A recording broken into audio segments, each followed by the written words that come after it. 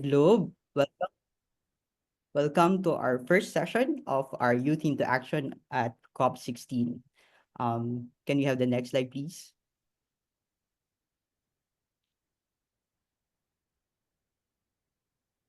Mm, Gretel, if you would um, go for the next slide. Oh, okay. So, hi everyone. I'm Mark. I'm from the Philippines, and I'll be assisting with the moderation for today's session. And please change your name into the format below so we could see you and where you're from. And also, please indicate if you need interpretation on English, Spanish, and French. And also, please know that this webinar is being recorded as well. Next slide, please. Awesome. Okay, so before we start, I think everyone already know who Gibbon is. And just a bit of a short background of who we are. Given is the global coalition of young people and youth organizations that are acting together. So we are doing it collectively in leading, supporting, and accelerating a just and equitable transition of the society to living in harmony with nature. So I think everyone's familiar with this phrase as well. And since 2012, Given has been recognized as the international coordination platform for youth participation in the Convention on Biological Diversity. So that's why Given is really taking a good practice of bringing the CBD and COP to youth across the globe as well in this kind of platform. Next slide, please.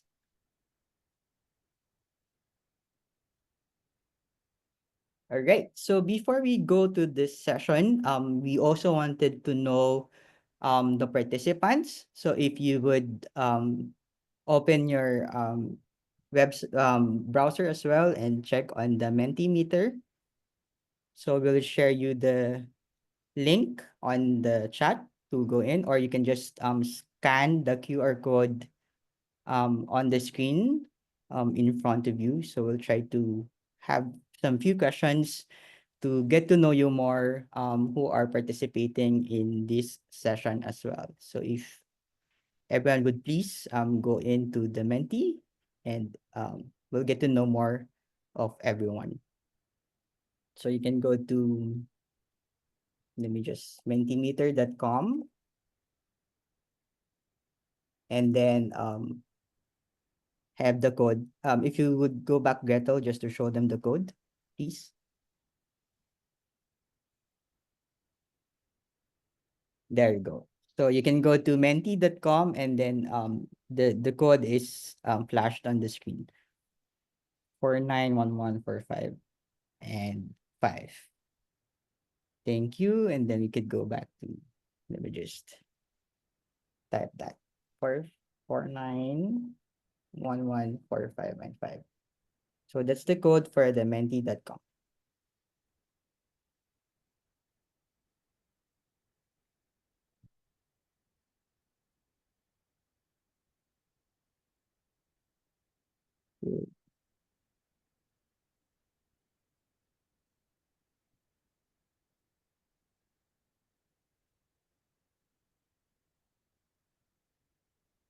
Okay, is everyone in? Maybe we could look into the first question of the slide. Keto?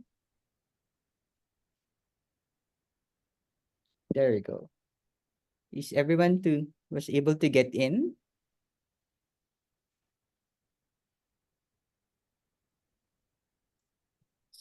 So our first question is, which country are you joining us from? So let's just see. So right now we have 126 people in the room. Whoa, we're so big right now. And we wanted to know, where are you coming from? If you would be able to go in on the Menti as well. So in the chat, we have Tanzania, we have Togo, we have Benin. Oh, Nash has a different Menti questions.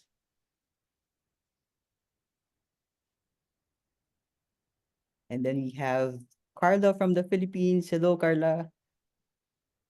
Um, I think Gretel's internet is a bit slow, so we'll just wait for the mentee to show up. But thank you for joining here, and thank you for putting your location on the chat.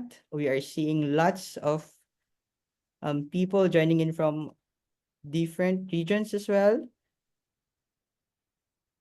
Um, so it shows different questions. We have someone from Chile. Let me just check if I could also share. Okay,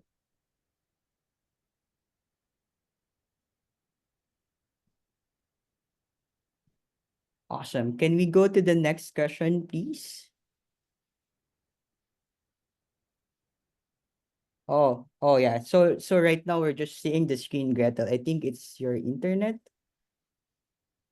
Okay, the second question is there something unique in your country that you would like to share? I'm sharing my screen. Oh, perfect. Thank you, Andrea. Now we can go on the next question.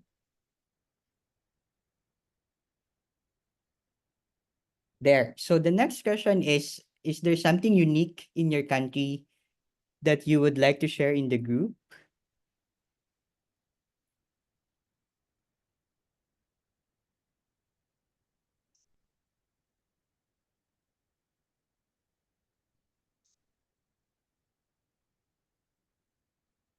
Yes, nature from Umar.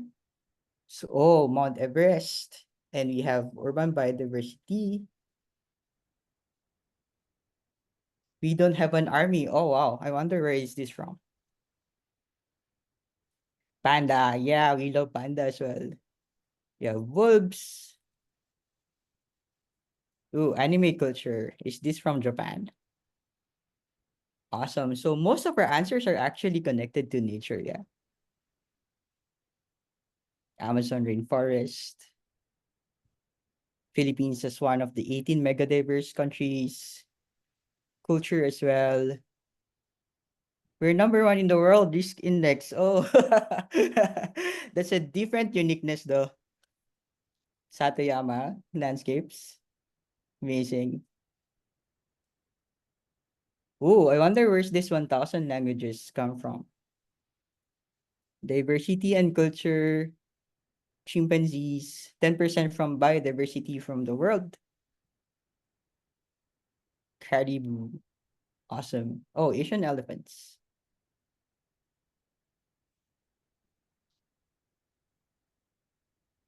Ooh, world's biggest uninterrupted sea beach.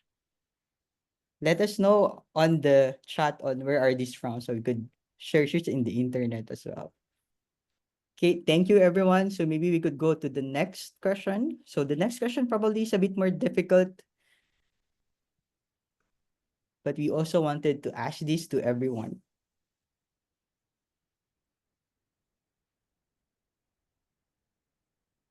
Ah, then we have this question. So what excites you most about the global conversation around biodiversity and the upcoming COP16? Is there anything that excites you with global biodiversity and COP16? Let us know.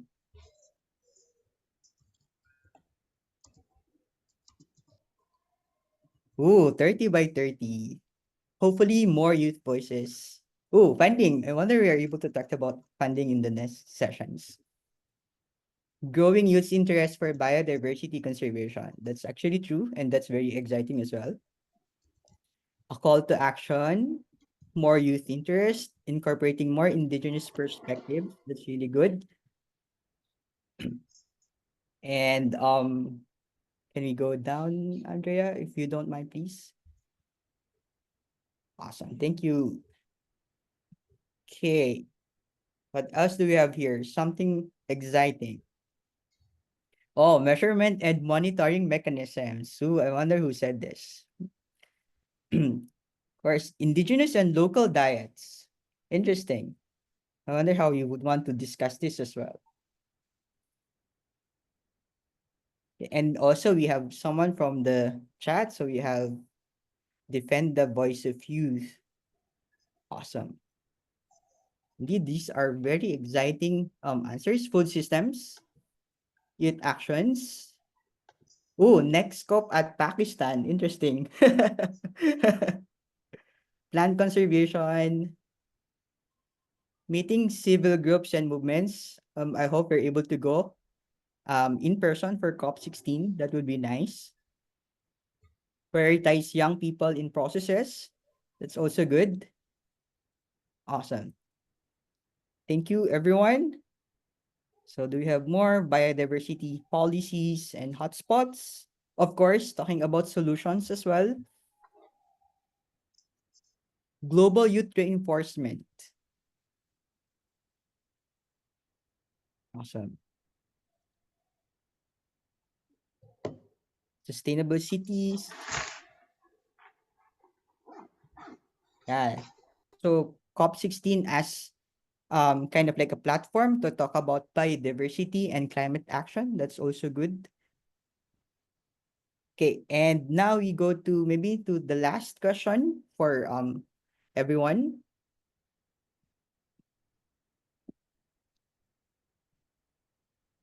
So our last question for this. Oh, if you were given the chance to speak at COP16, what message would you want to share with the world leaders about the future of biodiversity? Oh, this is kind of like very tough. Okay, so we are out of time. So that's kind of like a good message to start. Of course, mainstreaming is also critical in terms of biodiversity conservation work, youth involvement, and listening to scientists. But what else do we have? We need to act now. We don't have time. I would argue world leaders to adopt an urgent and holistic approach to protecting biodiversity. What else do we have?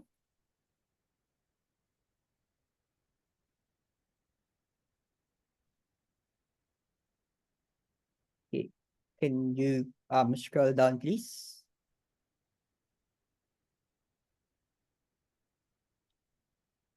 Amazing. So we need to act.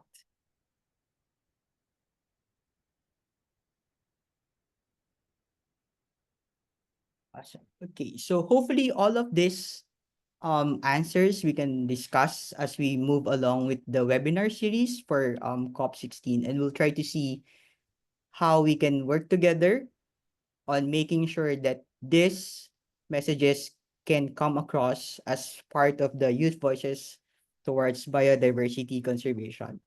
Thank you everyone for answering this last part.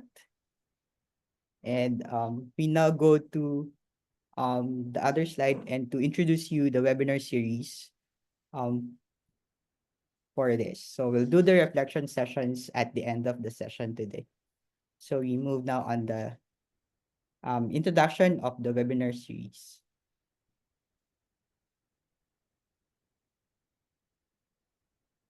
Thank you, Andrea, for sharing the screen.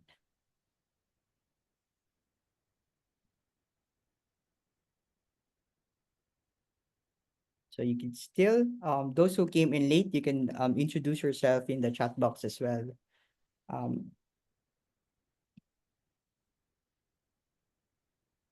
is your internet now better, Gretel, to share the screen? Yes, I just need a share request. Awesome.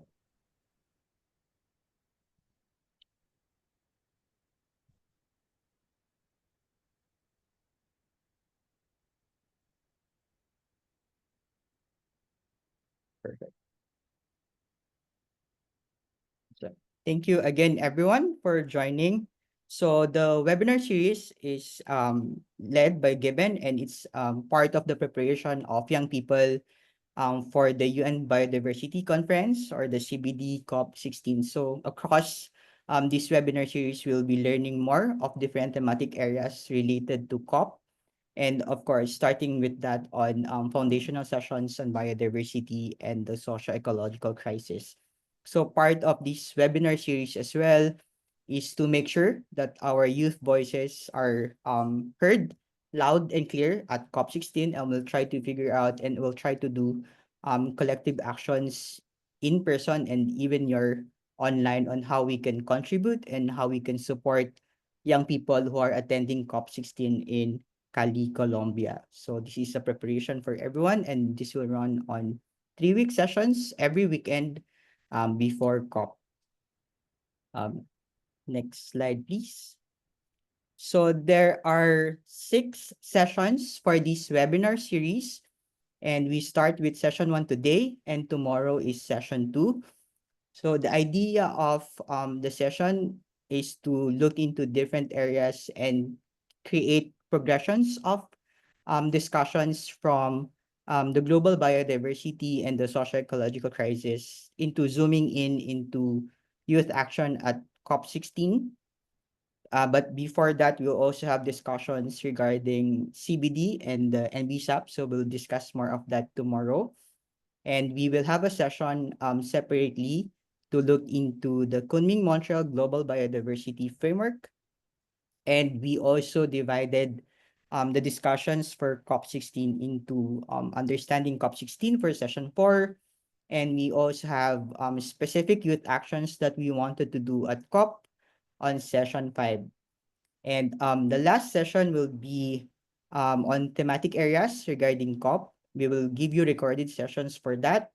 And we will also have a bit of an action planning on what we can do to support the people who are going to COP in Cali, Colombia, and also to have a collective action to those who are participating online and also monitoring the negotiations online. So we'll do that at the last session of the webinar series. So please save your schedules, save the dates on the different sessions that we have starting from today until October 6 Sunday. So we'll share you online on the registration links on the next sessions to follow.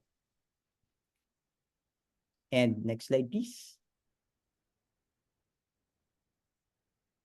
Thank you. So we now moved into the first session, and the first session is very important to establish the foundations on what we know about biodiversity and the drivers of biodiversity loss. So this session is divided into 3 topics. We have introduction to biodiversity, and then we will have socio-ecological crisis and transformative change.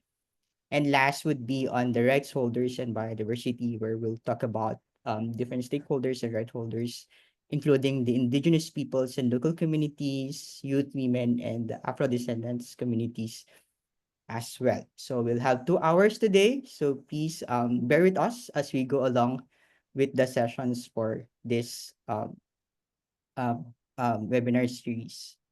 And with that, I'll call in our first presenter from Gibbon, Colombia. May I call in Bibiana Gomez to start the session for the introduction to biodiversity. Bibiana, please. Yes, hello for everyone. I begin to the session to the introduction of biodiversity, and the idea is to know what is the importance of biodiversity, the meaning of biodiversity, and know the levels of biodiversity. Okay, please, you see the slides? Yes, we can see it. Okay, thank you. Okay, first, what is the meaning of biodiversity? I try to have 3 meanings of biodiversity to introduce this concept. Biological biodiversity or the biodiversity is everything that contributes to the variety in the living world. The variety of living beings in their relationship and the interaction with every environment where they live. Other thing is biodiversity is understood as set of all species. But this is a big problem, that all the people think that biodiversity is only species or fauna, but biodiversity has more than this. Have plants, have animals, and microorganisms, and variation of ecosystem. And this is really important because the ecosystem are are lost in this moment and have a lot of problem with this ecosystem and ecological process of which they are part. Biodiversity, if you see the biodiversity convent, the definition is the variability of living or living organisms from all sources, included but not limited to terrestrial, marine, and other aquatic ecosystem, and the ecological complex of which they are part. It's really important that biodiversity is part of genetic. The genetic is really important and is one included in Nagoya, in Nagoya and next in Montreal. Oh, excuse me. Okay. If you see this concept, it embeds the Intergovernmental Biodiversity of Ecosystem Service. The definition is variability of living organisms from different sources, including terrestrial, marine, and aquatic. And includes the variability of genetic, phenotypic, phylogenetic, and functional attributes, as well as change in abundance and distribution and the time and space between species, biological and community and ecosystems. Okay, this is really the expresses that levels of biodiversity. The biodiversity is present in three characteristics or levels. The first is genetic diversity, intraspecific variability at levels of genetic information, living being, great importance, and the developed new crops. You have new species, some reasons that appear new species, but there are other reasons that disappear species. And this is the concept really important of biodiversity is the first level, but genetic. The second level is a specific diversity. This relation to the number of species is given environmental, generally association with indicators of a specific richness. You say there are 100 species of lions, you know, to the associate to an indication of richness. The three express characteristic level is ecosystem diversity. The ecosystem diversity is different ecoregions, geographic biomes, and for example, in Colombia there is physiothermal levels of for example, the marine, páramo, and different ecosystem because not have stations. I don't know. I think it's this word. And this is three important characteristics of these levels. And I use genetic diversity and ecosystem diversity. Okay, what is the main problems of biodiversity at this moment? The principal problem for the biodiversity at this moment is extinction, especially in extinction. Deforestation is so bad. For example, with the global warming, there are a lot of problems with different plants and special corals that disappear. Habitat fragmentation, there are overexploitation of species, there other big problem or main problem of biodiversity, of loss of biodiversity, is introduction of exotic species. I worked with feral dogs, and the problem with feral cats is really a problem. It's really a big problem because they can eat other species as that wildlife, and can zoonotic illness to other animals, transmit this illness, and for the reason is a really problem. The global climate change is the life at this moment have a lot of problem with the with this the temperature of the countries is high, and there are a terrible problem for the life in the planet. For this reason, it's so important this kind of activities to the people have more awareness and change the habits, because it's necessary for the planet. Okay, International Mother Earth, that is one of the reason that born this group of giving international, because the planet have endangers, and the International Mother Earth Days gives us opportunity to reaffirm our collective responsibility to promote harmony with nature at a time when our planet is threatened by climate change, the unsustainable explosions of natural resources, and other problems created by the man.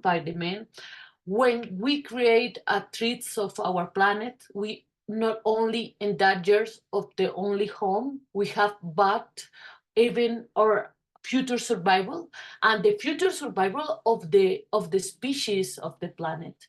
Let us celebrate the International Day by renewing our promise to honor and respect the Mother Earth. This is really important. This is the unique home that the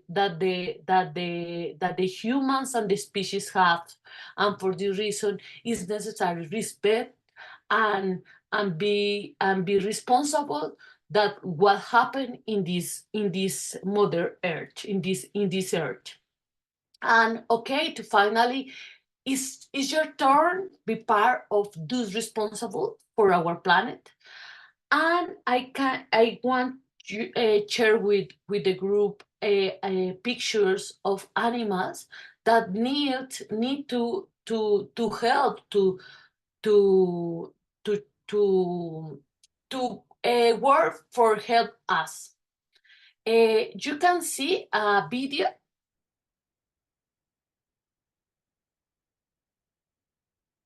Yeah, Mark, you can say me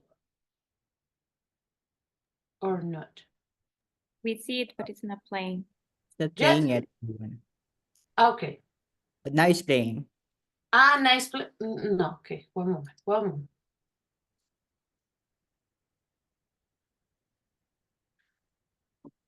It's short. There is in a páramo in Colombia that called Chingaza. There are a group of birds. This is Trechmatus ornatus, is a species, and this group of species now increase this species, and the reason is the awareness and and work with different organizations to promote to share the life of this species. And there are other videos that share is short too. It is in the wetland in Bogota. There are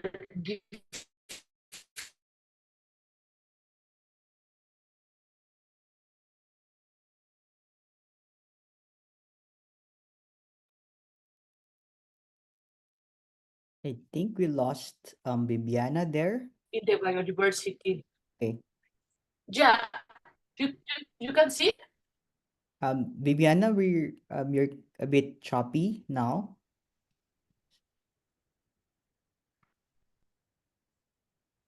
Okay, can you play it again, please? Yes, you can see or not.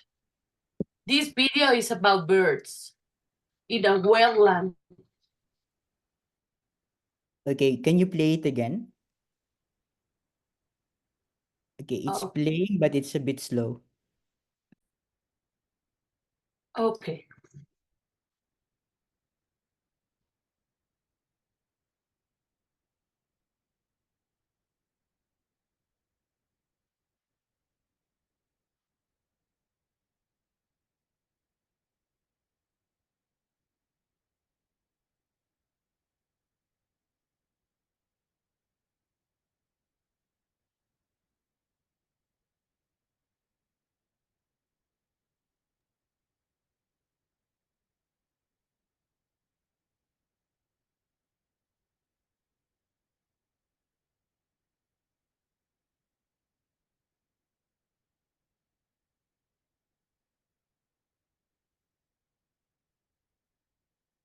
Okay, for me, the important is the importance of these species and be part of change that need the world. And I think it's necessary change the habits to be careful more to the planet. And okay, this is all of my presentation. Thank you very much. Thank you, Bibiana. That's a good introduction to biodiversity about different levels of biodiversity per species, to genes and ecosystems. So we'll talk more of biodiversity and the socio-ecological crisis more deeper on the next few presentations from Melina and Mirna as well. And before that, maybe we could have a very quick photo, a group photo before we move to the next presentation. So if we kindly invite everyone to open their camera, so we could start a group photo first before we move to the next presenter.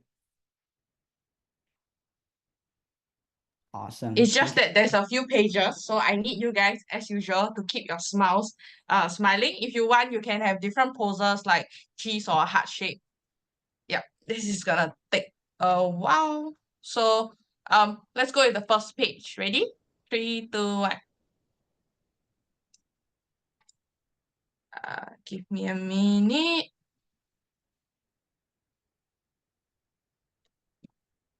Okay, next page. Okay. What do I do? 3, 2, 1, smile.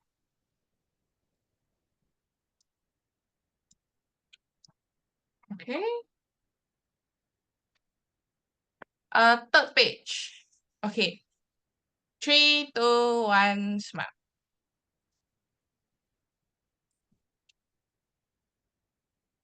Okay. One more. 3, 2, 1, smile. Last one. 3, 2, 1, smile. Okay, thank you so much. Thank you, Gretel. Thank you everyone for opening your camera and for that beautiful smile. So we now move into deeper discussions of biodiversity and how it is connected to direct and indirect drivers, and also connected to transformative change that we had been advocating for so long. May I call in Melina Sakiyama from the Global Youth Biodiversity Network. Melina, please. I think you're unmuted. Oh, okay. Can you guys hear me? Perfect. Thank you, Melina. Okay, let me just share my screen. Maybe if it works.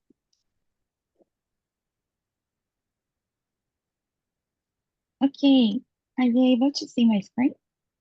Yes, we can see your screen now. Okay, hi everyone. My name is Melina. I'm from Brazil, and I'm gonna continue talking to you like the same story about biodiversity that Viviana just shared with you. But I would like you guys to think a little bit like because she talked about all the sort of contributions, right, that we get from nature. And I think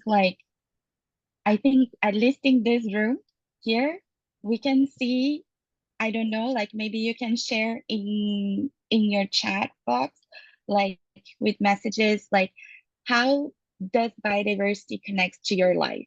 You know, I'm putting kind of like a little bit of images of how like biodiversity is connected to all sorts of like um service, not really services, but like crucial parts of our lives.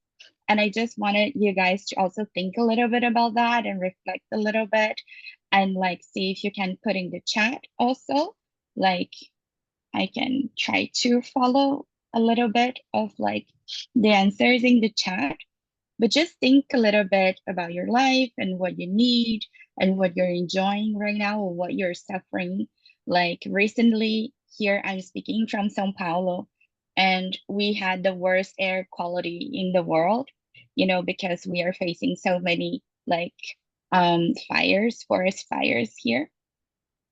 I also would like you guys to think not only about like material things, but also like things that make you happy, you know, like things that like culture, like music, dance, spirituality, and how all these things have a connection to nature.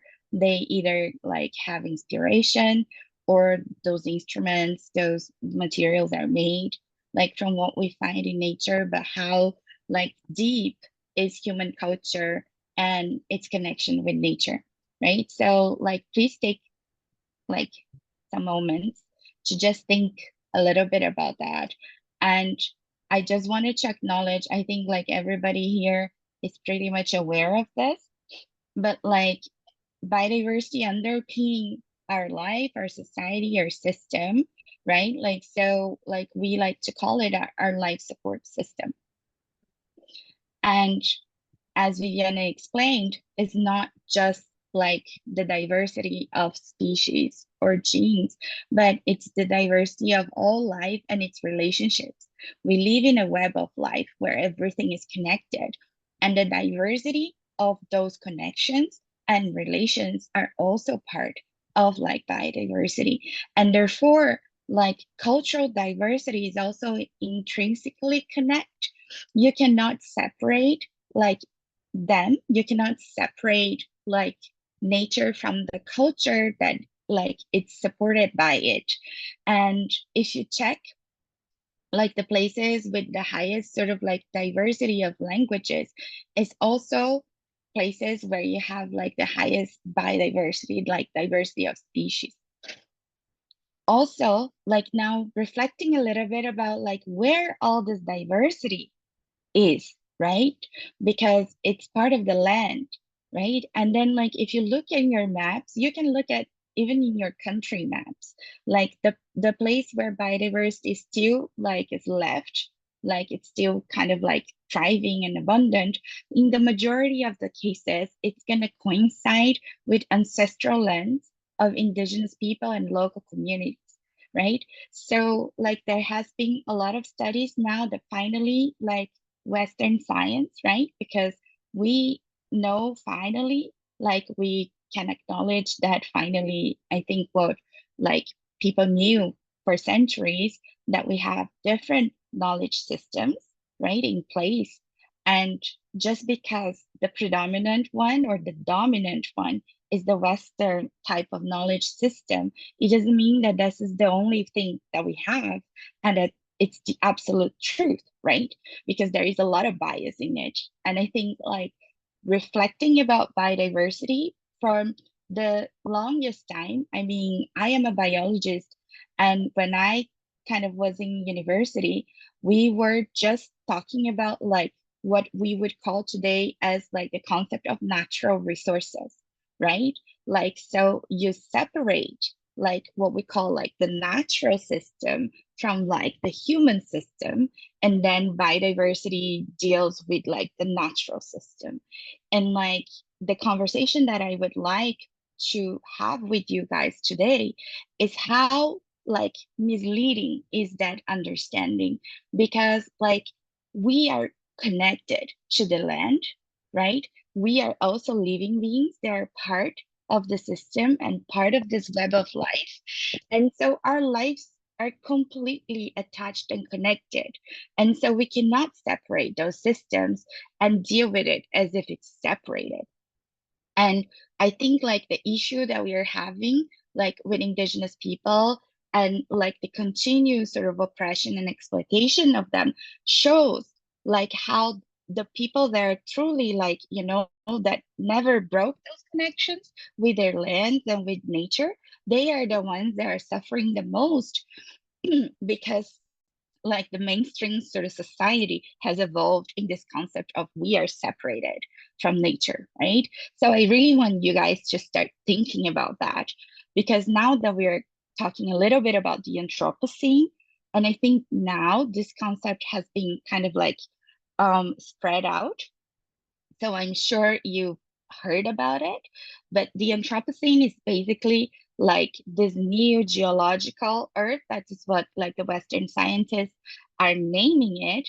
Is this new period in geological history where like human activities has kind of like expanded to such a degree that it's changing like the structure of like our earth, like, and nature and so on. So you can see that just a little bit after like the war, the Second World War sort of period, like everything has started to spike, right? From carbon like to kind of like the like the chemicals that we're using, like, but also like the production, the use of water, the build of dams, transportation. So everything is spiked. And so this is what we're calling the Anthropocene. And what has motivated spiking everything, right? Like, so it's to do with this idea that we want more and more and more and more and more, right? And that like we need this infinite level of like accumulation, right? And then, so we are in this generation, this era that like more food, energy, and materials than ever before now are being supplied to people across different regions. So it's not anymore like the people from that place exhausting the resources in those places where they are living. No, now resources are being exhausted and exploited and taken from everywhere in the world and just being transported around, right? And this is kind of like what is looking now, like a little bit of this impact, right?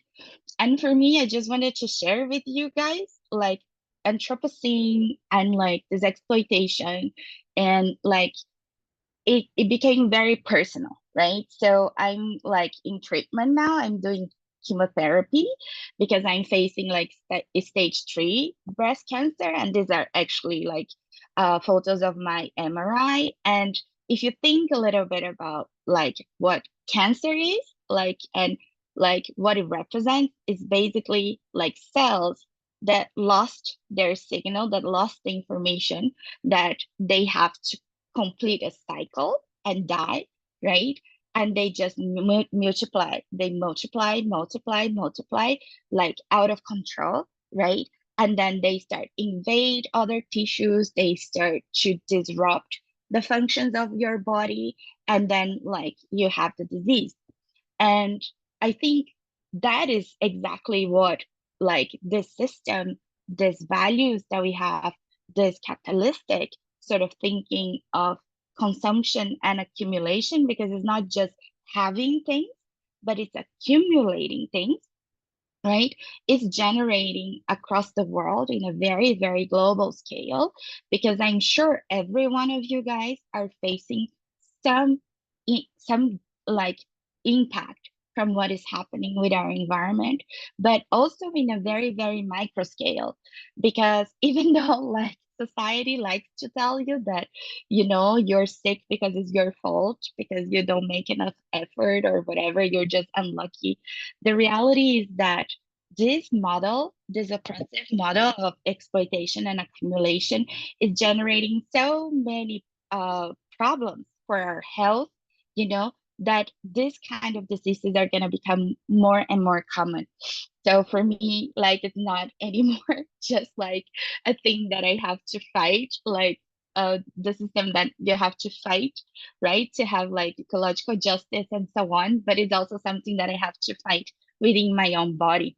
And like, I think one of the saddest parts and the most kind of like real parts that it's not always connected, it's how the distribution of the benefits and the impacts, like the negative impacts of all this exploitation, is felt very, very differently.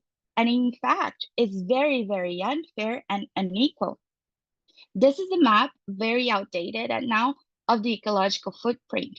But we can see already, like, that if you just put in the map, you know that in the tropics, you will have more biodiversity, right? For a series of different reasons, like that we are not going to talk about now, but biodiversity is distributed across the world, across regions, like unequally. And so does its exploitation. So like basically a lot of like the benefits of all this exploitation of natural resources, they're coming from like Latin America, Africa, and Asia, are actually going to the countries in red here, which is the highest consumption, right? Is the countries with the highest footprint, meaning that like the negative impacts will frequently stay within like the areas where biodiversity is extracted, but like the benefit, the wealth, like the comfort that it generates are being exported, right, to the countries in red. And like what we are seeing now, I don't know if like a lot of you guys follow the Oxfam like report on inequality, but like what we are seeing is that unfortunately we are not like becoming more equal. We are becoming more unequal. And as a matter of fact, look, like the richest men in the world, and if you see it, they are all white men, right? Like mostly white men. I think there are some here in Asia that are not, but like they have the wealth of basically the half of the population, right? And this is not improving. So like we are not just talking about extreme exploitation of like nature and natural resources, but we are seeing that this is being done in a very unequitable way. And so it does generate like a social ecological crisis. So when we are talking about climate crisis, biodiversity crisis, and so on, like even like pandemic crisis, like financial crisis, we are going to see that they are all the same crisis in the end. They are being caused, like they are being driven by the same sort of factors. And this is what is the most important thing that we need to understand.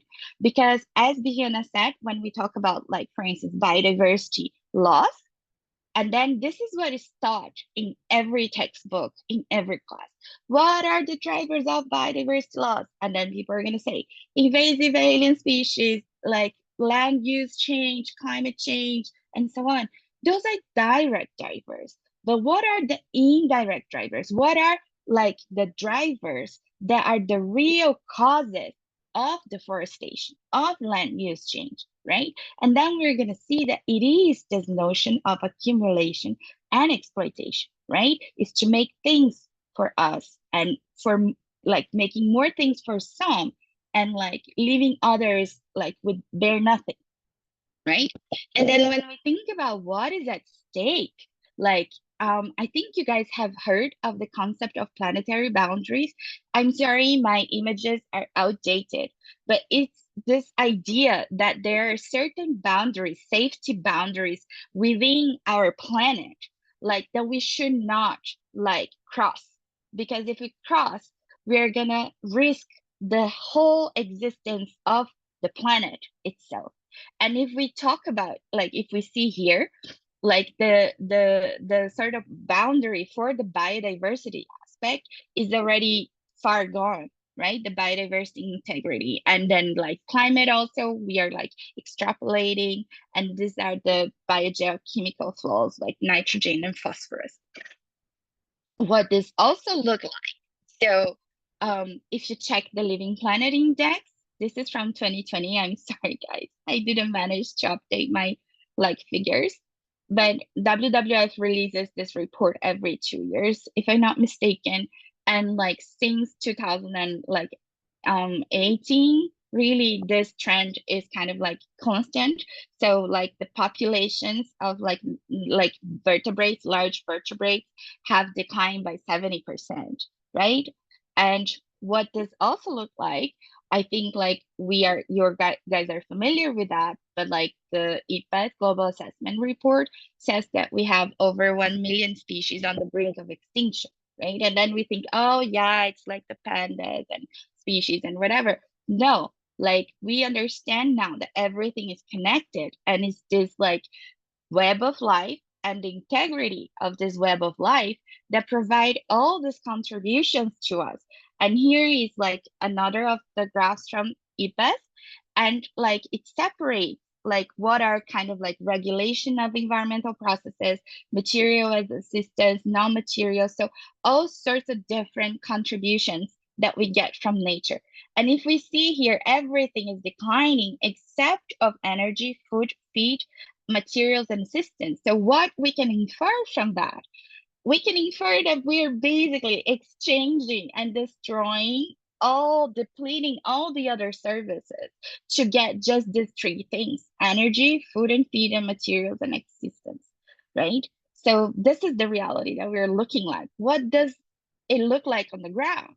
This is what it looks like on the ground. And like you can share in the chat how many of the different changes in your ecosystems, in your communities, in your countries that you're facing, right? I just shared like how Sao Paulo was looking like the air, like because of all the forest fires in Pantanal and the Amazon. And this is like a fastly dug grave of COVID victims, which is like pandemic also impact. And like we cannot forget that people are living on those places, where they mine, where they build dams, where they like do like monocultures and so on. People are living there, usually indigenous people and local communities that have been there for centuries, and have been tending to the land. They've been steering those land, the land, their territories, as if they are part of it. So in kind of like a much more sort of healthy sort of relationship with nature, right? And those are the people on the ground, they are being killed for doing their life. I mean, for existing there, for doing what they have been doing for centuries. And that also shows like the size of inequality and the size of like unfairness, right?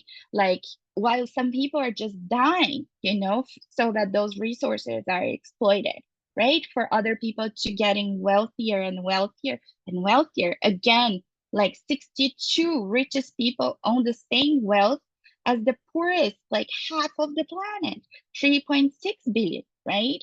And this is something that you don't find in the textbooks when they talk about biodiversity. Like biodiversity crisis, it is this crisis, it is this inequality crisis. It is like this ecological debt that we're facing, where the resources comes out of one place and their wealth and benefits goes to another place without actually benefiting, right? How many of you here are from some of like the wealthiest countries in the world in terms of like mineral resources and biodiversity? Most of it in Africa or Latin America or Asian countries. Like, is the people that are wealthy, right? No, just a few of them, right? That detain the commercialization of those resources. But like, and this is like a huge like paradox, right? Like our countries are so damn rich that we have so many resources. How come the people don't benefit, right? Like, and then if we think about that, there is historical reason why this is like this. Most of our countries that are rich in like nature, in minerals, like they have been exploited during colonization, and those like systems of exploitation are still in place. You know, in Brazil, the wealthiest kind of people in Brazil, they are still descendants of those first Portuguese people that took the land from the indigenous people, and we have not fixed that, you know. And like the millions of African people that were just like taken and kidnapped from their land and brought to Brazil, like to work as slaves. They are still some of the poorest people in the country. Like, and how fair is that, right? And it was all about nature. It was all about the so-called natural resources, right? It was all about making wealth in different places. And this also talks about like our climate debt, right? Because while a lot of our places, like we had a massive flood in Brazil this year, I heard like so many countries like Bangladesh, like have been suffering floods, right? And this is like a consequence of our changing climate. So we are facing like the debt, like the impact, but like did Bangladesh did a huge like industrial revolution that like pushed pumped carbon into the atmosphere? No, like the climate change that we are experiencing it in its majority is historical, right? So we are seeing all this kind of debt that we're facing. Like, and then there is the intergenerational debt. Our generation like is barely like benefiting, right? Like we know that the generation of the baby boomers, like older generations, they have so much like in terms of like assets, right? Like personal patrimony and this kind of things. Like we see so many older people owning so many apartments, so many cars, so many land, right? And what about our generation? What about the next generation, right? So we are suffering this intergenerational debt. And let's not forget the financial crisis, like the debt crisis, like it's also tied to how we are managing nature, the resources, and the historical like exploitation system that is in place, right?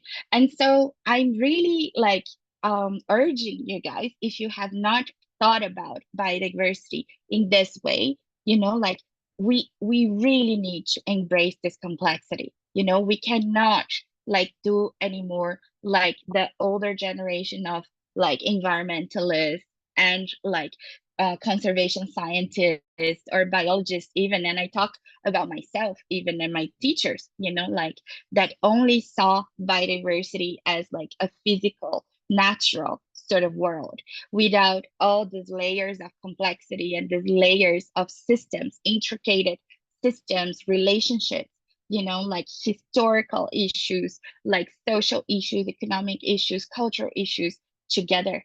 And so I really urge you guys to take that reflection, because otherwise we are not going to be able to do this transformative change, to push for it, to advocate for it, to fight for it, which is a fundamental system-wide strategic reorganization across all our system, technology, economy, culture, like social society, right? And oops. And then it's only through this like deeper reflection and understanding of the systems that we're gonna really understand what are the real root causes of the social ecological crisis that we're living in.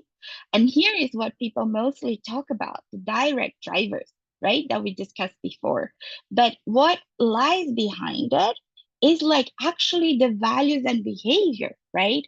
So just think one thing, like if money, and not money per se, because today with capitalism it's not about just the money, it's about the profit, right? If like maximization of profit was not the single biggest priority in every sector of our society today, unfortunately, what kind of world we would live? For instance, if like maximization of profit was not the main driver of technology, of research, of politics, what kind of technology we would have?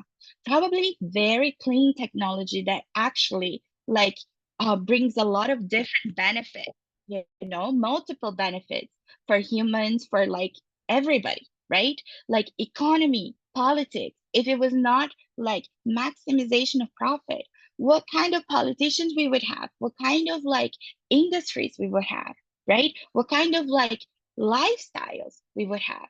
So these are like the main indirect drivers, the values, the behaviors, the priorities, you know, that are going to tell how our societies, how our culture, how our economy, how our technology, how our governments, institutions are going to operate. If they are going to operate like trying to manage multiple benefits for people, or no, if they are just going to go after profit, right? So this is the reflection that I really want you guys to keep, you know, and really keep that throughout your whole life as an environmentalist, your career, your personal life, because this will help you take the right decisions, you know, like, and improve your activism and improve your careers, right? Like, so this is kind of my final message for you guys today. We need to stop the same exploitation, same system, monocrops, and go for diversity, inclusion, justice, right? Thank you so much. If you have any questions, like you can put them on the chat box. I'll try to answer. Okay, thank you guys. Thank Bye. you, Bettina. That's a very good presentation. And again, I agree with all of the chat that had been um with the conversations right now. So please continue the conversations on the chat.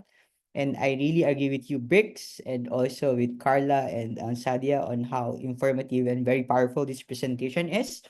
And thank you, Melina, for connecting biodiversity from Bibiana's presentation to now looking into the socio-ecological crisis and the complexity of biodiversity, and not just looking into the ecological side, but also looking into the social part and the economic part of it, and also looking into human rights related to biodiversity as well.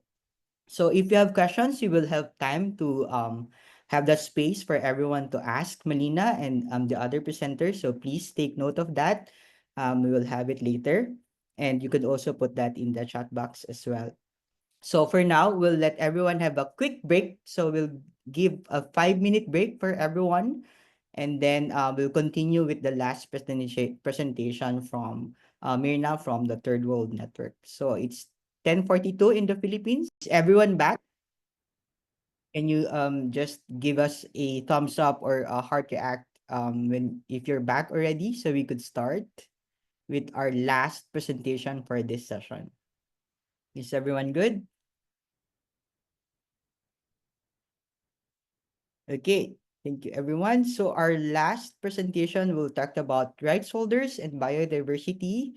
We have Mirna Fernandez from the Third World Network. Mirna, are you here? Yes, I'm gonna share my screen. Yes, please go ahead.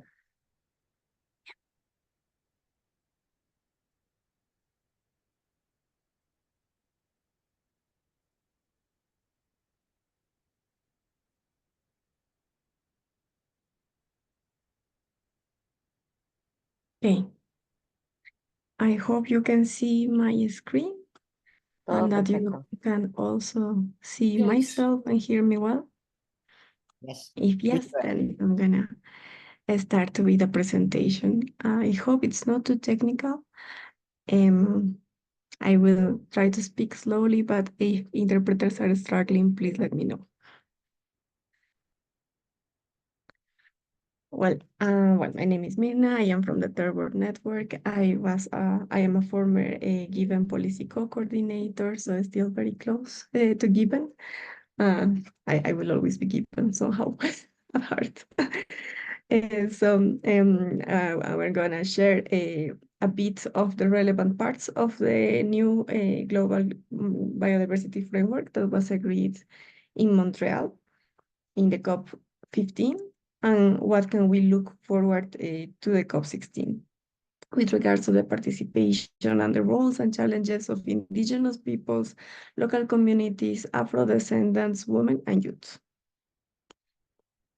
First, about these rights holders, they play a very important role in the conservation and sustainable management of biodiversity and in the implementation of any global framework on biodiversity because they are knowledge holders for biodiversity conservation and sustainable management, which means that we cannot do anything without their knowledge because they are the only ones who know how to take care of biodiversity. They have done it for millennia, and we actually don't know, and that's why the world is going in the wrong directions. They have very high and also unrecognized contributions to the implementation of the convention, which is sad because 98% of the world's biodiversity is in indigenous territories, but they are not being given the land tenurial rights. They don't have access to their own lands. They don't have the power to take decisions to protect their lands against the mining sector or the companies or any other infrastructure projects or threats from governments, from the private sector, and from capitalism in general. Even with all those threats, they still defend the territories of life, um, even risking their own lives and the safety of their families when their rights are not safe and secured. They are ready to take action. Many indigenous and local communities groups, youth groups, as given many of your chapters, are doing amazing actions already. Women groups, Afro-descendant communities are taking actions to implement the global biodiversity framework and the convention in general, but remain underfunded because most of the funding that is allocated for the implementation of the convention is going to governments, to big NGOs, or to consultants, but very rarely is going to these local communities and rights holders. They constitute the most important groups of environmental and human rights defenders, and even though their rights are barely recognized in the CBD, which is, it has changed now in the new framework, but we'll see if it's implemented and monitored. And their participation, our participation in decision-making is limited. Still, it is very hard to secure a seat in a government meeting at the national level, at the local levels, and international levels and expert groups. We are starting to get seats, but the participation is very limited. And you will see if you go to Cali how we have the right to speak, but if we don't have the support from a member state, whatever we are saying, it's not going to remain in the documents, sadly. And lastly, we are the most affected by the impacts of biodiversity loss. And I am putting this as the last point because this is not the most important point. It is important for decision makers to understand that we are not fighting for our right to participate only because we are affected, but because we are the key to the solution. So we are the key to transformative change.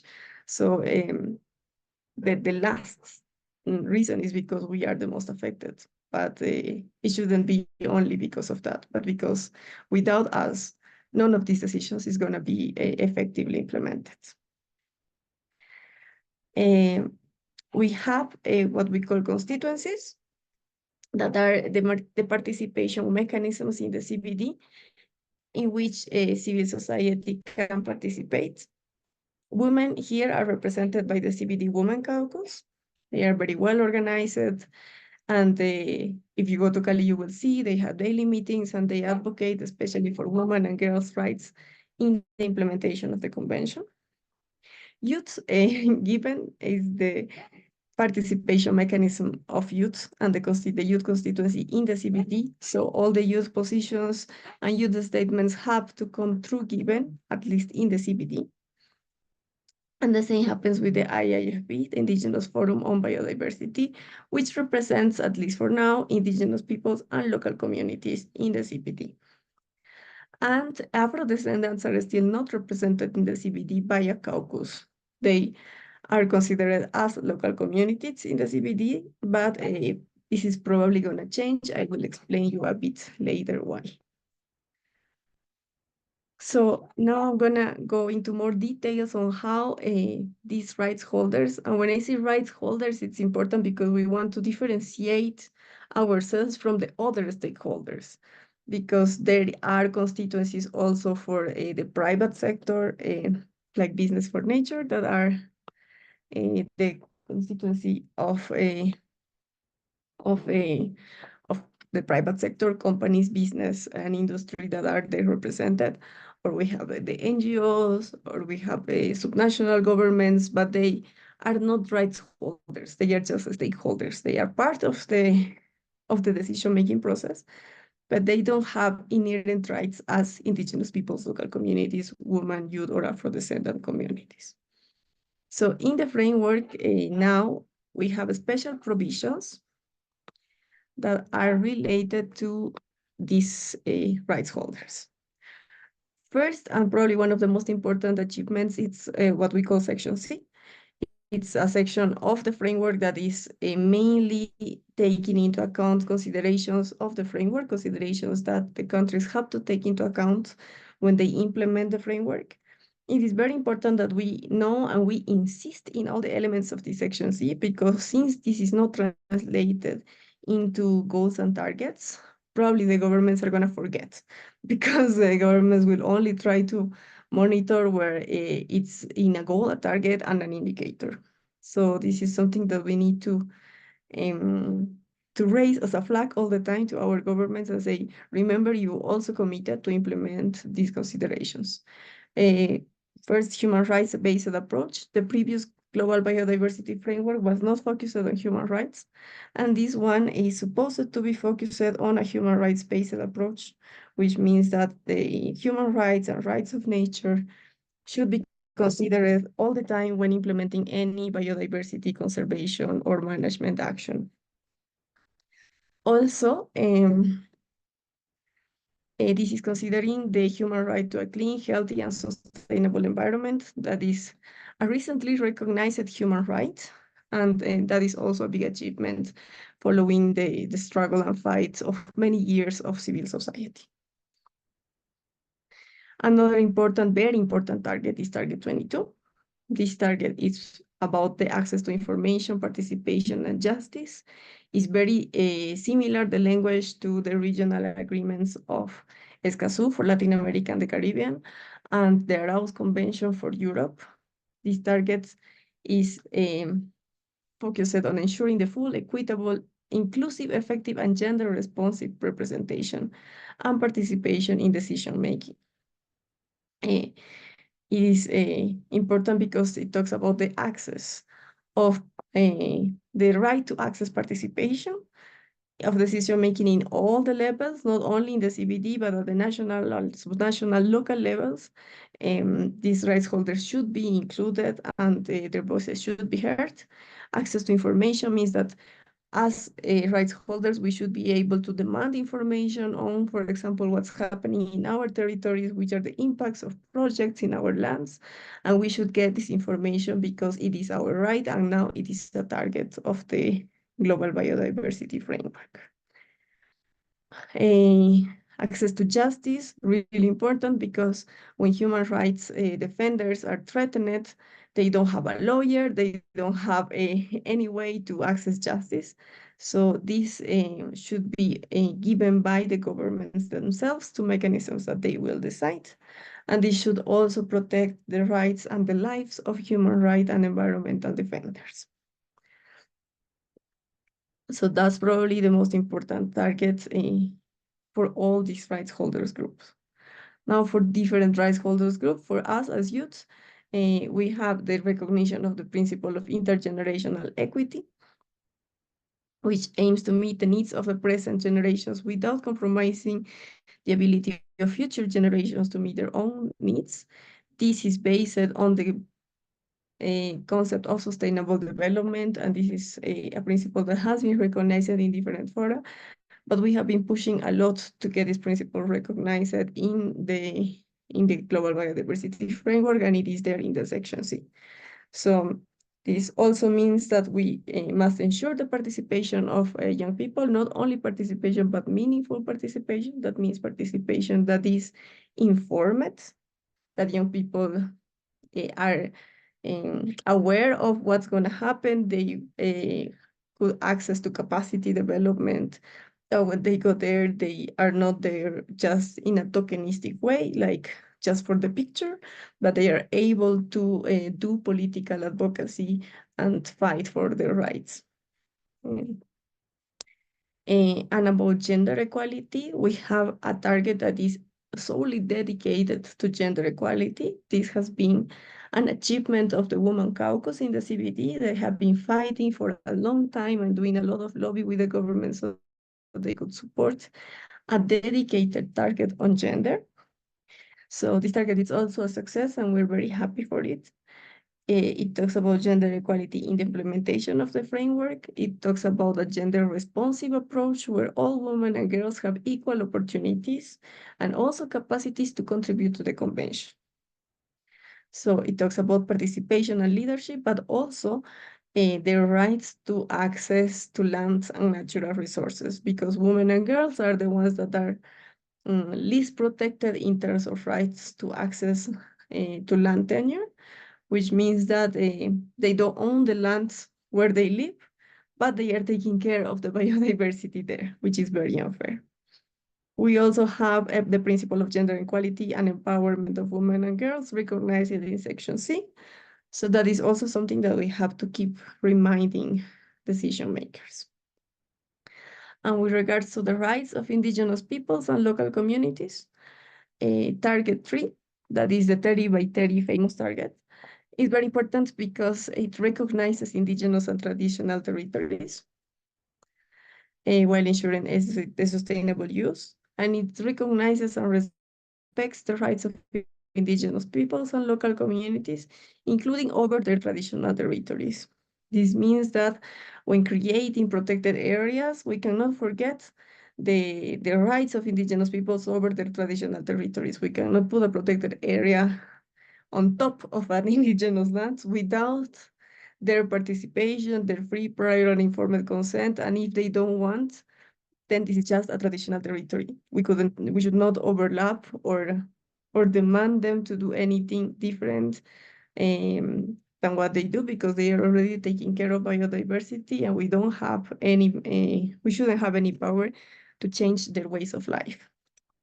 And Section C also has a principle that acknowledges the important roles and contributions of indigenous peoples and local communities as custodians of biodiversity. And also they are partners in conservation, restoration, and sustainable use. They also talk about the rights, knowledge, and traditional knowledge that should be respected, documented, and preserved with their free, prior, and informed consent. FPIC, this is a very important principle, and this is something that many times governments and actors like the private sector forget.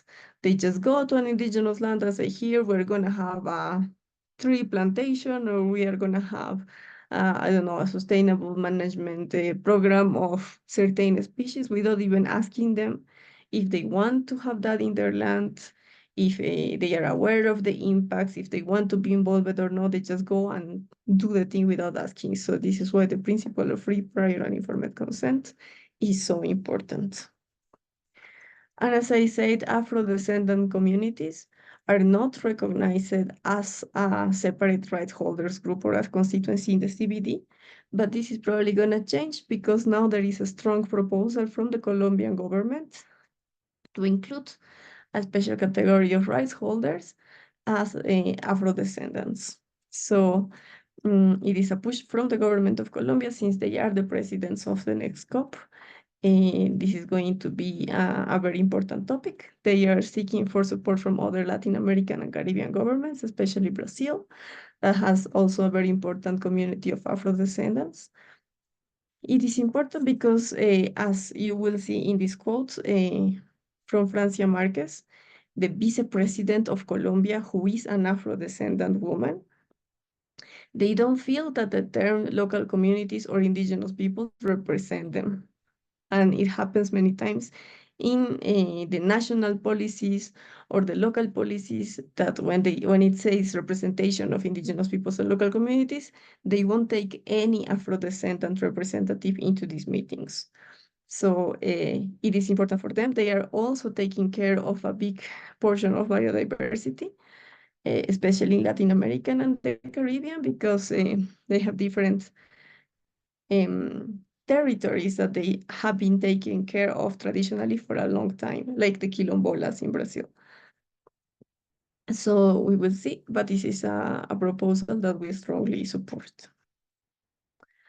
Other aspects of the framework that are also important are, for example, the gender plan of action.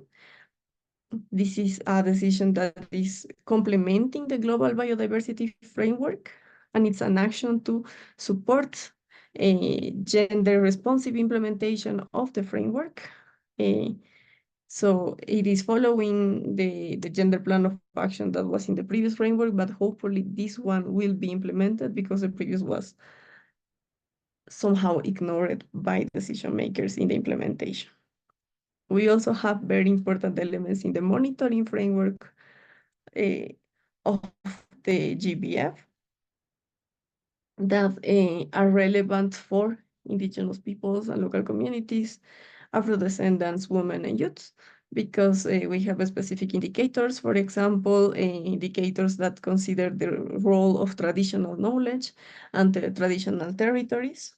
There is now a discussion about a headline indicator on land tenure and land use. This would be very important because it will be the first headline indicator focusing on something like land use and tenure. And this has just been introduced in one of the last intersessional meetings. This didn't come out of COP15, but it came out of the recommendations of the expert group on indicator, which we have a representative, a given representative in this group, CEFA. So we're strongly supporting this headline indicator. We also have considerations on community-based monitoring and information systems in the monitoring framework, which means that the monitoring shouldn't only be the parties and the countries doing the monitoring themselves and see, okay, we are implementing all of the targets, check, but the community should also do their own monitoring and say if the targets are being implemented and reached at the community basis. And this should also be a part of the national reporting systems. That would change a lot how countries are reporting on the implementation. Data collection and disaggregation concerning indigenous peoples, local communities, women, and youth is also very important, and it's mentioned in the monitoring framework that when relevant, the data can be disaggregated, which means that, for example, if we have a community project on the implementation of the framework, let's say on capacity building, we can disaggregate how many people that were beneficiaries of this project were women, how many of them were youth, all disaggregated by age groups, how many of them were indigenous peoples or local communities.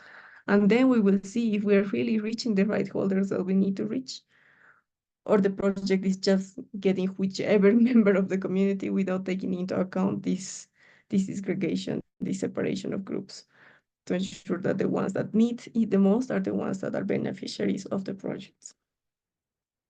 Some challenges we have seen in previous implementation of the previous framework that many things were not taken into account. For example, the gender plan of action from 2015 to 2020 has not been fully implemented, and gender is not adequately reflected in the implementation of the conventions or in the national biodiversity strategies and action plans, which means the country's strategies, the national strategies to implement the framework are not reflecting gender equality, are not saying anything about gender, just because there was not a gender target and because the gender plan of action was totally ignored. So now the challenge is, now that there is a gender target, countries should have a different response and have gender responsive approaches, but also they should take into account the gender plan of action and report on how they are implementing it. About traditional knowledge and the participation of indigenous peoples and local communities, as well as the customary sustainable use. They have not been adequately reflected in the implementation and in many MVSAPs. So now we need to push so that the new MVSAPs, the national biodiversity strategies and action plans, reflect these very important parts of the engagement of indigenous peoples and local communities, their knowledge and their uses of biodiversity. And finally, the lessons learned from the strategic plan from 2011 and 2020 need to be part of the implementation of this new global biodiversity framework to ensure that we don't repeat the same mistakes, as well as other very important information contained, for example, in the Global Biodiversity Outlook. This is the publication of the CBD that shows how we are implementing the targets and which targets are the ones that we are forgetting or not taking seriously enough by countries. The IBES assessments, the International Panel for Biodiversity and Ecosystem Services, has very important assessments on the values of biodiversity that include socioecological values and the important roles of these rights holders. The local biodiversity outlooks. This is a very important report, and it's an initiative from the Indigenous Caucus, the IIFP, and it shows a different approach on how the implementation is looking like for indigenous peoples and local communities. And this should be taken into account for as a lessons learned for the countries that are implementing the new framework. And the review of the implementation of the last gender plan of action, so countries don't repeat the same mistakes and don't ignore the gender plan of action this time. The next steps, there are many opportunities to participate for all of us to hold our governments to account, because all these things are aspects that were already agreed. This cannot change. This was already part of the decision package of COP15. So what we have to do now is to engage in the implementation through the revision and updating of the NBSAPs, the National Biodiversity Strategies and Action Plans. Very few countries have submitted their updated NBSAPs. So now we have an opportunity to engage in our countries, how they are reviewing and updating their strategies at the national level to follow the JBF. And they have the obligation to take us into account, to engage us. So it is just a matter of reminding them and insisting and showing up or trying to be engaged. We can also participate in the national reports development. After they submit the NBSAPs, they will have to submit several national reports to show how the countries are taking all of these principles into consideration. And we have the right and they have the obligation to engage us as rights holders. So this is an opportunity that we have to take. The local biodiversity outlooks are a fantastic opportunity to also show how local communities and indigenous peoples are seeing the implementation of the framework. So seeing this information, engaging and sharing this information outside our circles will be very important. And this doesn't have to be the only way in which civil society reports. The CBD considers the shadow reporting as a valid reporting mechanism. So any organization, youth group, indigenous peoples or local communities group can make what we call shadow reports, that are reports that say how we see implementation as, and it can be different to what our governments say. So this is a very important and interesting tool to explore, because if we know what countries are supposed to do and we know that our country is not doing it, we can write it in a report and submit to the CBD. So that's it from my side, and thanks for your attention. Thank you, Mirna. Those are very crucial presentations as well. Thank you for also highlighting the difference between right holders and stakeholders. We learned a lot from that. And We will have more discussions of this in the next sessions as well, including the NBSAP for tomorrow. So now we open the space for few questions.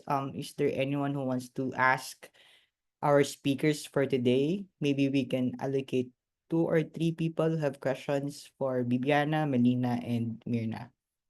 Please feel free to raise your hand and open your mic if you have questions.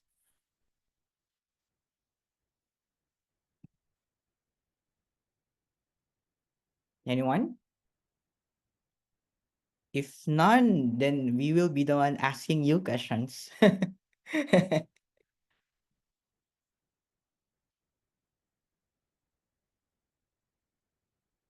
Yes, we will share the slides for everyone. We will also share the recording of the sessions if I'm we are done.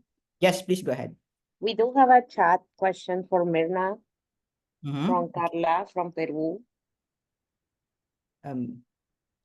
Carla, would So you like to ask this to I'm Mirna? copying it, but I don't know if Carla can come and ask directly if she wants.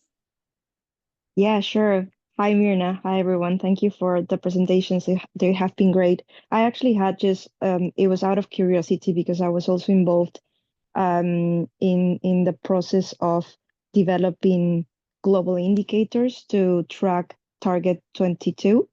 And I was just sort of interested in knowing whether we had any information about, what are the concrete mechanisms that are being proposed for indigenous peoples and local communities to be able to get involved in the global monitoring of the GBF targets. Yeah, that was my question. Thank you. Thank you, Carla. Mirna, please. Yes, the monitoring framework itself has 2 parts in the document that recognizes the contributions of community-based monitoring. So there is not a target or an indicator that talks about community-based monitoring, but since it is in the document of the monitoring framework, we can push for governments to include community-based monitoring in the reporting of any of the targets of the JBF. It is not very well developed, but since the principle is there, this is something that we can use to our advantage.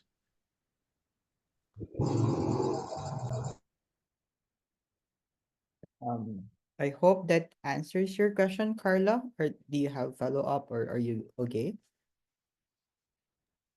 Yeah, no, that's a great response. I think this deserves a much longer conversation that I'm sure I can follow up with Mirna later. Thank you. Yes. Thank you, Carla. Thank you, Mirna. Do we have other questions for the speakers? Anyone, please?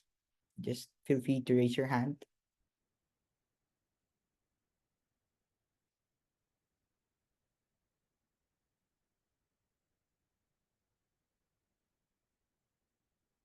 Okay, looks like we don't have any more questions for our speakers. Thank you, Mirna, again for that wonderful presentation.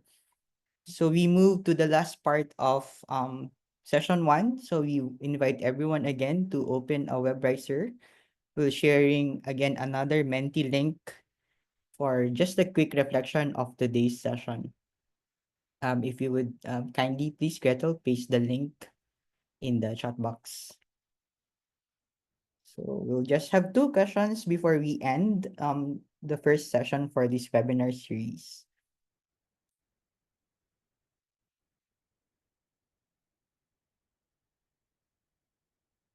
Thank you. So we talked about the crisis and how it affects our communities. So we thought it would be good to the participants to share what is happening on the ground as well in your community or territories. Can you share us what's kind of like the evident biodiversity crisis that you are experiencing now? And if you could just put your country there so we would know where that answer is coming from, if that's okay with everyone. Okay, so we're seeing loss of plant species, biodiversity loss on marine ecosystems, flooding, insect loss, habitat destruction in India. So we have burning the forest. And okay,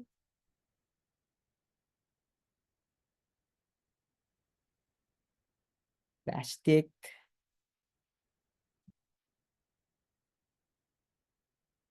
Ooh, we have killing of indigenous people here. We have loss of natural territories due to urbanization. Ooh, we have increase in non-native species as well. Oh, these- so you can see our biodiversity crises are kind of like both direct and indirect. And most of here on the examples are also focused on habitat loss as well. And we have threats to environmental defenders, including the indigenous peoples, happening in different parts of the world.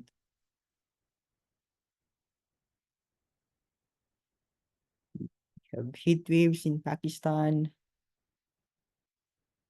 So we have deforestation. There are many countries who's also looking into deforestation as well. Oh, land grabbing. Oh gosh. Okay.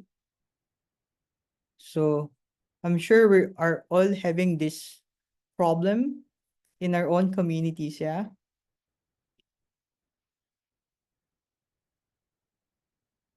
And we also have drought and flooding. So on some parts of the world, there are droughts, and other parts of the world, we have flooding.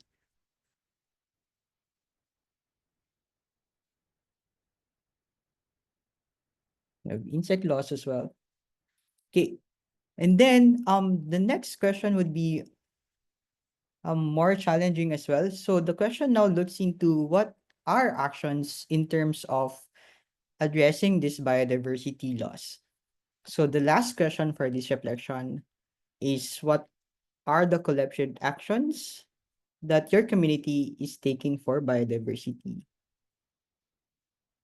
So we'll see here that this probably would validate the presentations of our speakers on how important stakeholders are and how important right holders are, including indigenous peoples and local communities, women and youth, and Afro descendants in biodiversity conservation work.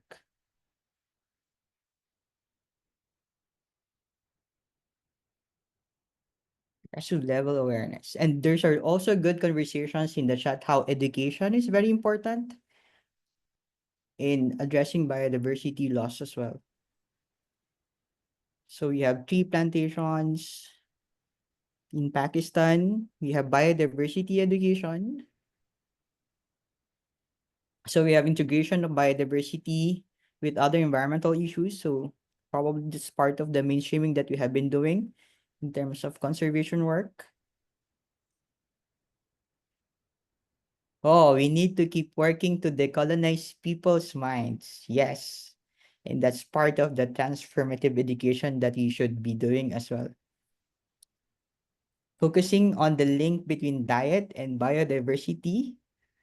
So agree. What else do we have here? So we are also doing community empowerment, who are championing conservation work. These are very grounded and community work as well. All right. So you can see there are many things that we have been doing in biodiversity work. And these are very important to also kind of what they have mentioned, to be part of how the GBF is being monitored and how the youth are being included in terms of taking account and valuing these efforts in biodiversity conservation. And we have also people engaging in NBSAPs. Do we have more of the youth doing other things in biodiversity? Does anyone here works on different parts of conservation? Maybe research, for example. Do we have here who works on arts as well? Like maybe artivism. Do we have that here in the participants as well? Or maybe using art as part of conservation work? Do we have that here?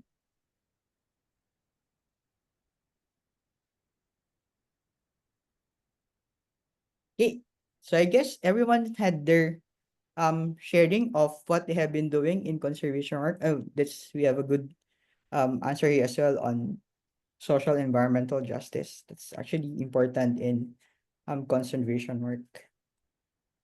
So thank you everyone. So that's kind of like part of the reflection that we wanted to do and see how important youth work is in biodiversity conservation work.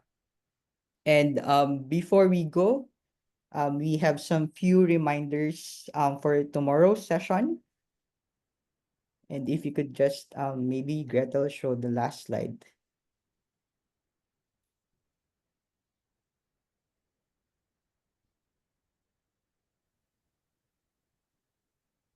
So tomorrow's session, you already registered, so we have the same registration. Again, we start tomorrow at 13:30 UTC. And tomorrow the sessions will talk about the Convention on Biological Diversity and how does it works and how does it function in terms of addressing global biodiversity crisis. And then we will also have a panel speakers who share their youth involvement in the national biodiversity strategies and Ya, action así plan. termina. So that's the session for tomorrow. And before you go, we are sending the link for the attendance sheet. And part of the attendance sheet is another link for you can access recorded presentations and further readings for you to learn more about the discussions for tomorrow and the discussion for today. So you will have that access as well after you finish your attendance. So again, thank you everyone, and we will see you tomorrow, same time, and we'll discuss about the CBD and the NBSAP all together tomorrow with our panel speakers. Thank you everyone. We'll see you tomorrow.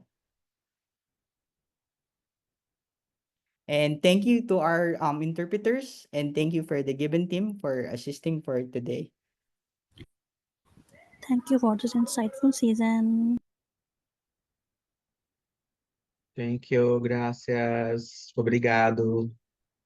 Thank you, guys. See you tomorrow. Thank you, interpretation Yes, team. nice to meet you guys. See you tomorrow. Nice to meet you all. See you tomorrow. Thank you, everyone. Yeah. See you tomorrow. See you tomorrow, guys.